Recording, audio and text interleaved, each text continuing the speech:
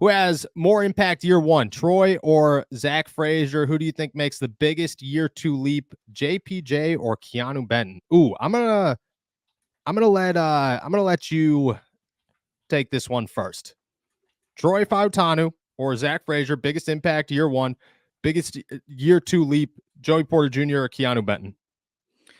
Biggest year one impact is going to be Zach Frazier, in my opinion. Not saying he's the better of the two prospects, but looking at the position wise, there is conversations already of Dan Moore starting at left tackle and easing in Troy Fautanu, whereas they don't really have anybody at the center position. So there's a chance that Zach Frazier is the only guy that they're going to go to be the day one starter. So I think just by that instance, he is going to be the bigger impact in year one because he is going to be the guy they go to from day one to be that center position. Whereas at the left or tackle positions, they might be switching things around with Dan Moore Jr.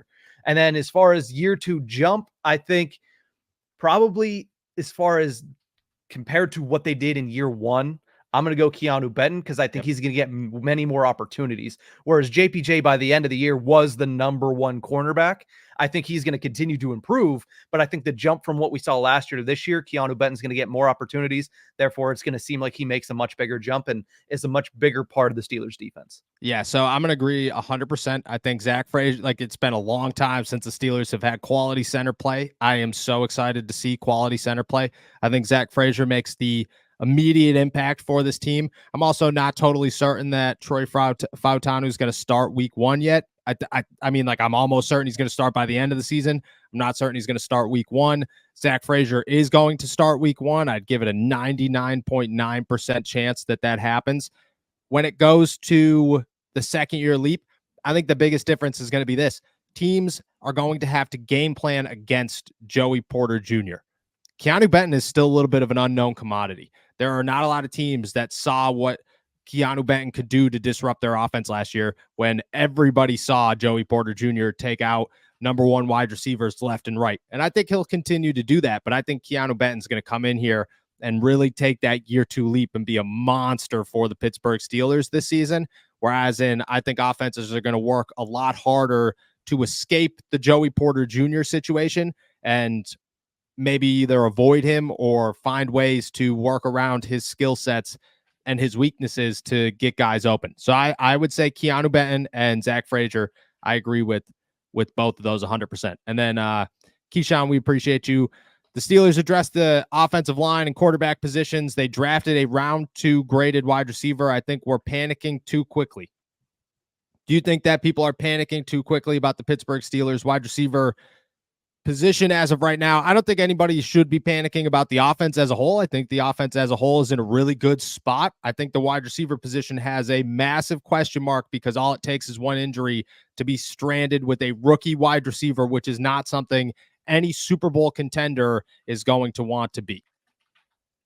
Yeah, I mean, as far as whether people are panicking or not, I think the problem lies in the names that were brought in to supplement. I mean, whenever they sign one of those fourth wide receiver, fifth wide receiver names, everybody's saying, all right, well, if that's what you think the team needs at this point, that's concerning. But at the same time, I will say the one thing that we talked about on Tuesday is if you have George Pickens being able to be that 1,000+ receiver, you don't need another 1,000+ yard receiver. Nope. You have guys like Roman Wilson that maybe, you get 600-700 yards from him. If you can get Calvin Austin to take that jump, if you can get Pat Freiermuth to actually be a weekly contributor to your offense, which he wasn't the last couple seasons with Matt Canada, then you're fine. Then you don't need to go out, and you certainly don't need to go out and get a superstar.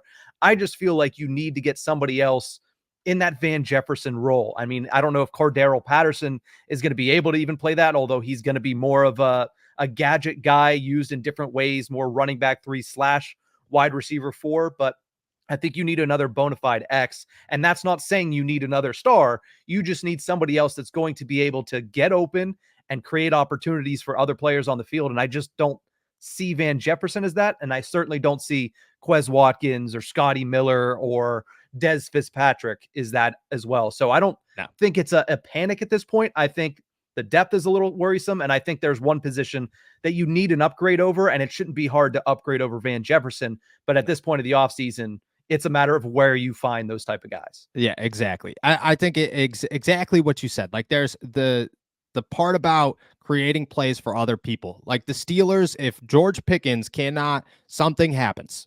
And again, that's worst case scenario. Knock on wood. You gotta pray it doesn't happen. But this is the NFL, and I mean, the Steelers have dealt with this year after year after year. When it comes to positions, you don't want to find yourself there with the wide receiver position. And you could say, hey, there's a bunch of gadget guys and Roman Wilson's this and Roman Wilson's that. You don't want to find yourself where your offense is predictable. And that is where the Steelers have been. And that is where they want to avoid is, okay, George Pickens isn't on the field, which means that the Steelers only have options to do two things: run short yardage plays with their wide receivers, utilize their gadget guys, or run the football. That's predictable. You can figure that out easily. That's what the Steelers are trying to avoid. You have to have playmakers across the field that could do different things. Then you could spread teams out and make things more difficult for everybody. I think that's where the panic comes in, is that, it's too early. You got to see what happens. And I still expect something to happen, but you gotta find a way to keep your offense unpredictable. And right now, if something happened, it would be very predictable what the Pittsburgh Steelers would do moving forward.